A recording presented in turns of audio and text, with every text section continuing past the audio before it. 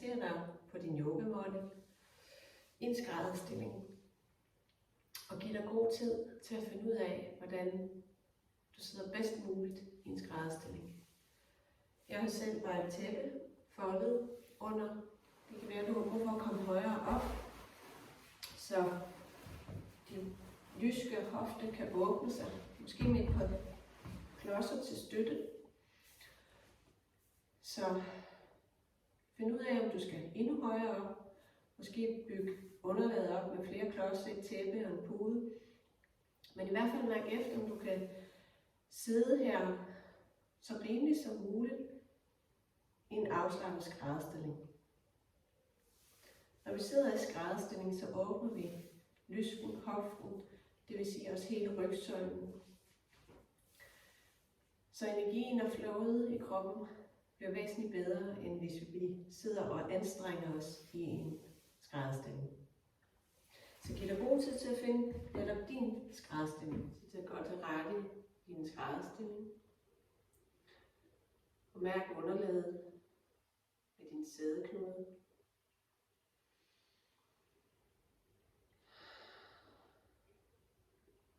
Så du igennem dit sæde søger nedad til. Connecter til moder jord.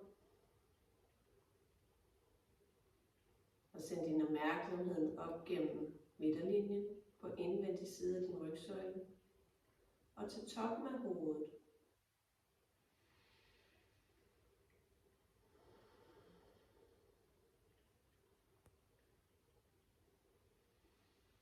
I hver sin retning, til toppen af hovedet, til alt det, der er større end dig selv, og nedad til connecter. Og så tag nogle dybe vejrtrækninger ind gennem næsen, og hvis du kan mærke, at du har brug for at give efter, så slip det ud i munden i et godt suk.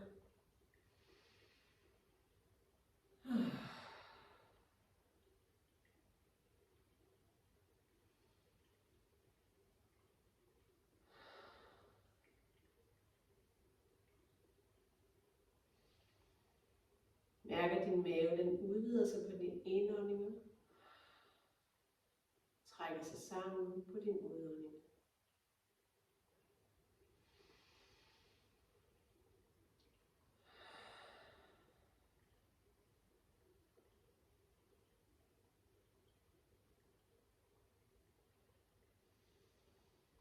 Så på de næste udåndinger, så slipper du i dine ben, så de kan åbne sig ud til siderne.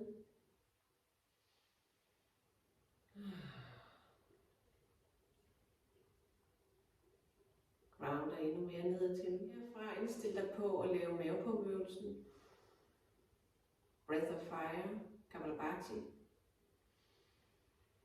Som virkelig kan sortere affaldet. Slippe alt det, du bærer rundt på dine skuldre. Og bliv tømt i tankerne. Tarmen. Så vi laver 3 runder, hvor du udvider maven. Og presser luften ud gennem næsen. Slip din mave og træk luft ind. Og nu, og nu, og nu, og nu, og nu, og nu, og nu. Slip maven, træk luft ind. Og nu, og nu, og nu, og nu, og nu, og nu, og nu. Slip maven, træk luft ind. Og hele vejen ud og ud og ud og ud og ud.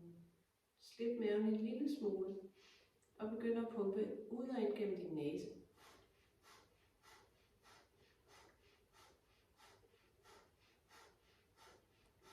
Så mens du pumper her, så bemærk, at det er dine mavemuskler, der laver arbejdet.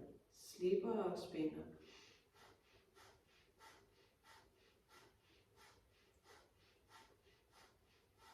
Så der er ikke noget andet i kroppen, der skal sidde og bevæge sig. Så det er bare koncentreret her på maven.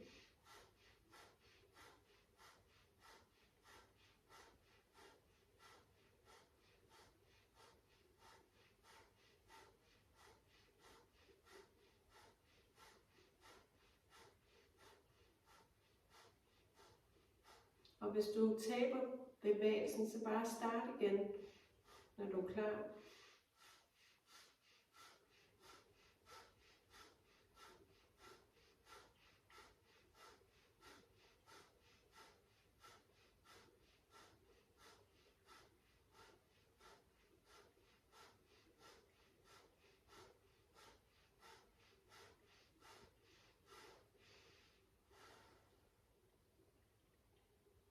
Slip maven, træk luft ind. Og ud, og ud, og ud, og ud, og ud, og ud, og ud. Hold vejret her, så længe du kan. Måske lige tage en lille smule luft ind, men ellers hold vejret.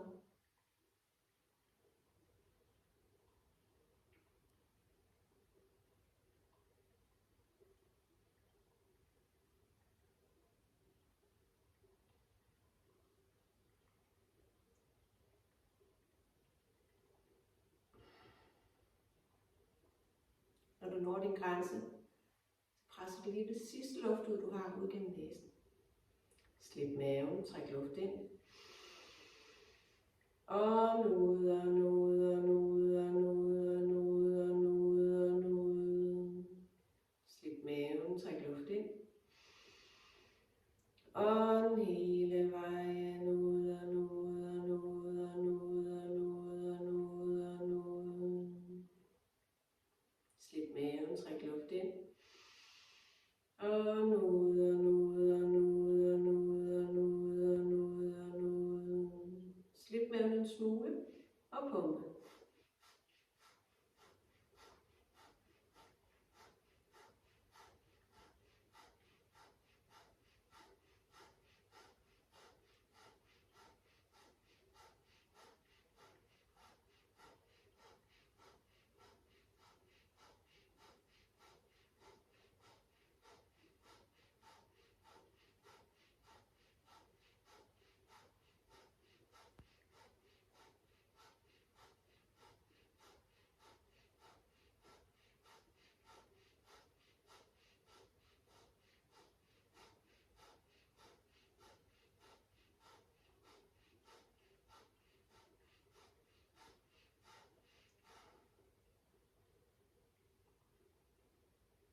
Slip maven, træk luft ind. Og ud, og ud, og ud, og ud, og ud, og hold vejret.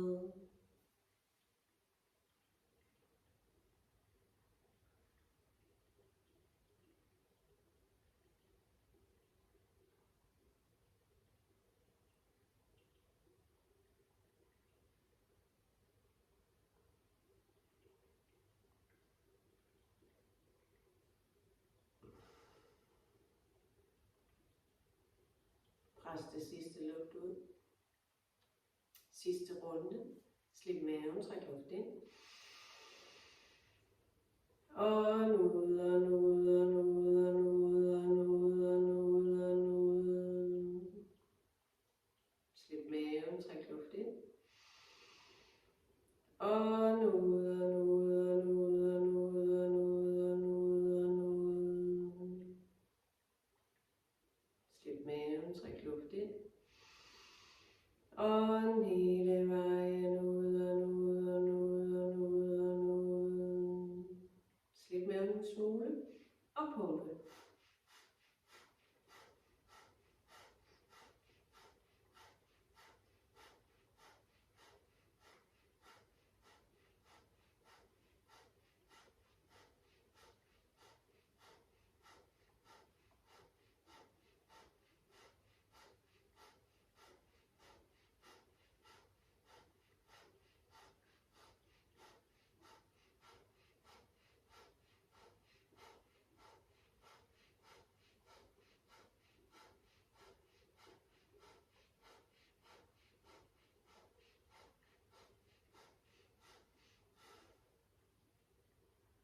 Slip maven, træk luft ind. Og ud, og ud, og ud, og ud, og ud, og ud, og ud. Hold vejret.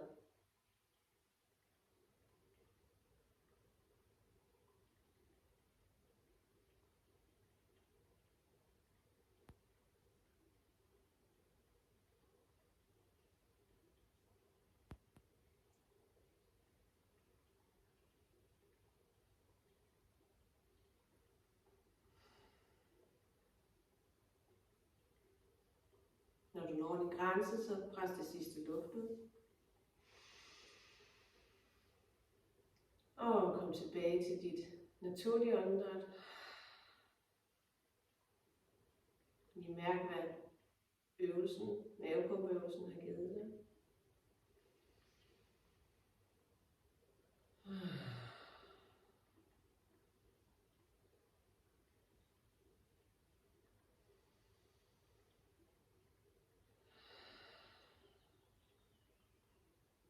Og hvis du har brug for det, så kan du strække benene et øjeblik, og ellers så glider vi lige over i en lille meditation.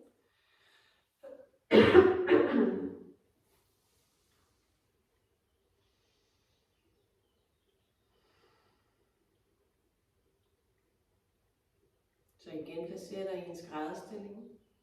Måske skal du justere den, så du sidder endnu mere afslappende i en skrædderstilling.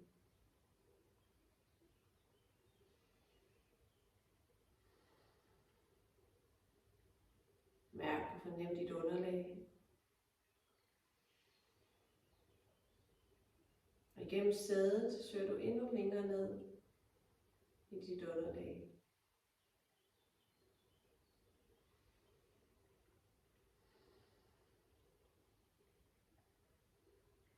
Send opmærksomheden til din midterlinje.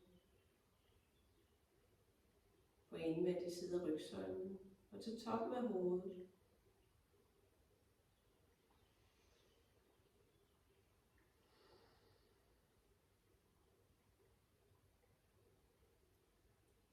Så noget søger nedad, og andet søger opad til.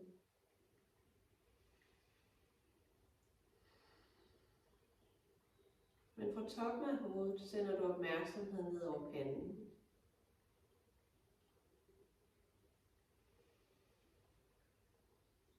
Ned over hele ansigtet. Giv efter i kæbemusklerne, kæbeledet.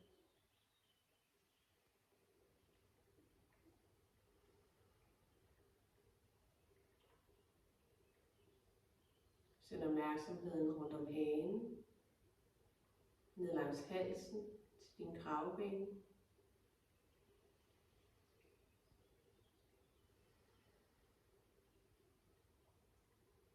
Og videre ud over din højre skulder.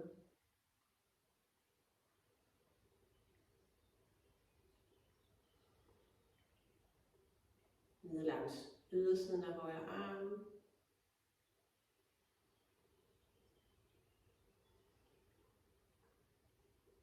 Håndryggen, fingerspidserne på højre hånd,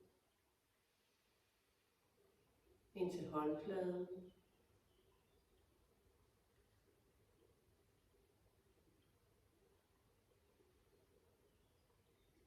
op langs håndledet og indvendig side af højre arm, helt op til armhulen. Mærk din højre arm.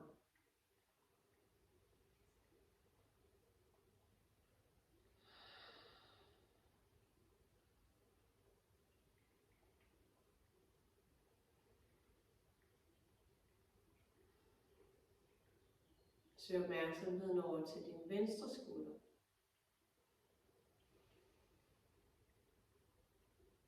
Ned langs ydersiden af venstre arm. Ud over håndryggen til fingerspidserne. Ind til håndfladen. Indvendig side af venstre arm. Hele vejen op til din armhule. Mærk venstre arm. Og mærk, om der er et sted, du har brug for at give efter på. Måske tage en dybere vejrtrækning og et godt suk.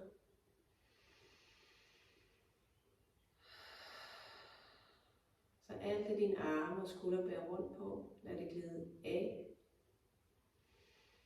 Læg det fra dig. Og fra venstre armhule søg ind over brystet. hele brystet.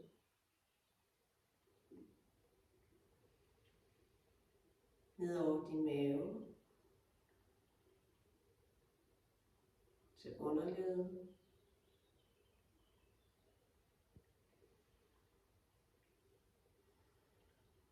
Og tag nu kontakt til din højre balle, hofte og lysken.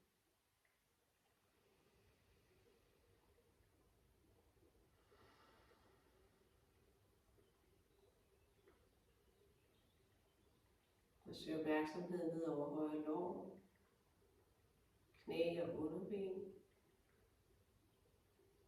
ud over fodryggen, til halterne og tåspidserne.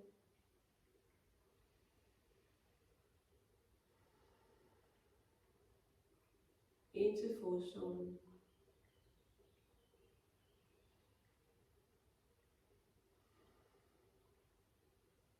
Omfavn hælen.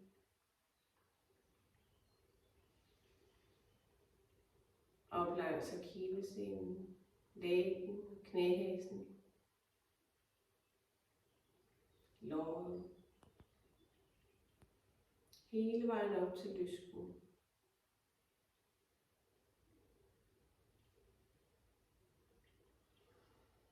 Søg igennem underlivet over til din venstre balle, hofte og lysken.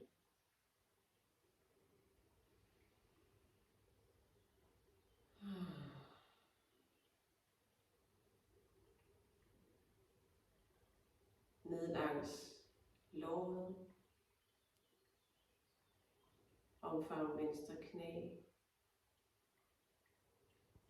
Ned langs underbenet. Ud over fodryggen. Til tåspidserne.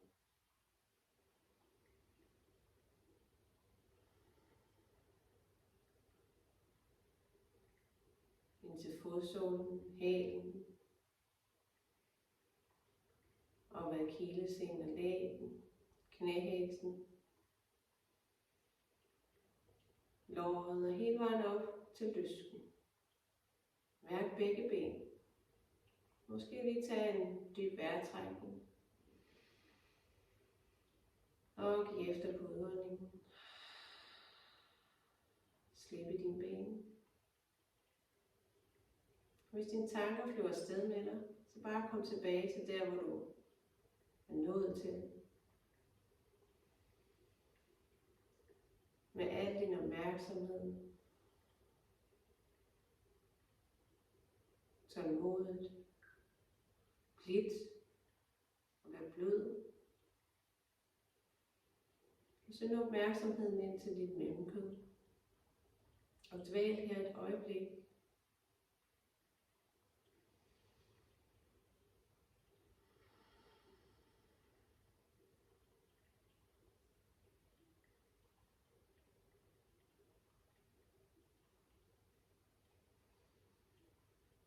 Og søg videre op langs indvendig side af rygsøjlen, midterlinjen. Helt nede fra indvendig side af halebenet. Og hele vejen op til din kraniekant. Og til toppen af dit hoved. Æder bliv ned over baghovedet med din opmærksomhed. Nakken.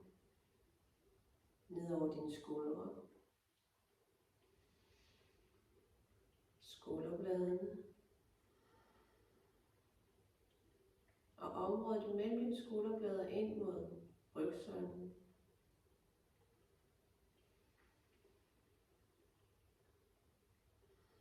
Ned langs rygsøjlen. Til lænden, korsbenet.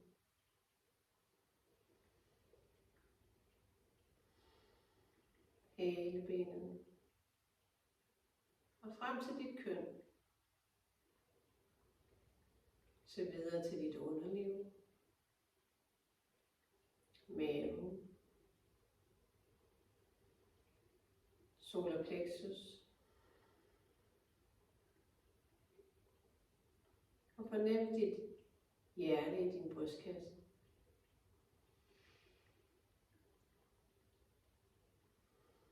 Fyld hele brystkassen op med din opmærksomhed ind til dit hjerte.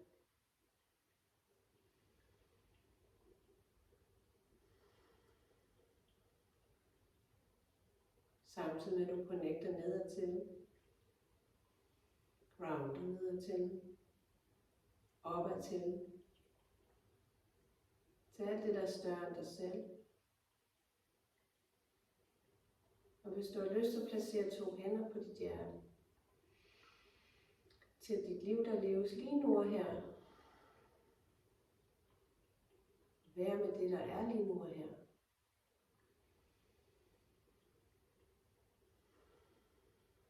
Og når du er klar, så blinker du øjnene op.